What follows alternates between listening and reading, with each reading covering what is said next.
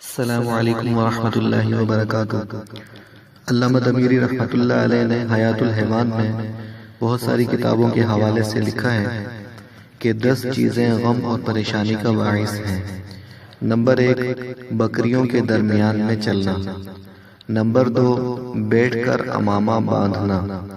Number 3، کھڑے ہو کر پاجامہ پہننا۔ نمبر 4، دانتوں سے داڑھی کترنا۔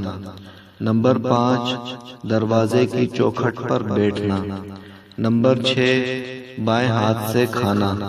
نمبر 7، دامن سے منہ پوچھنا۔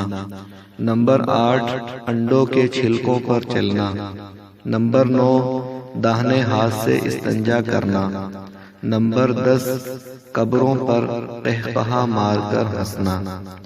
اگر آپ کے اندر کوئی بھی ان میں سے چیز پائی جاتی ہے تو برائے مہربانی اسے چھوڑ دیں، انشاءاللہ غم اور پریشانیاں آپ سے دور ہو جائیں گی۔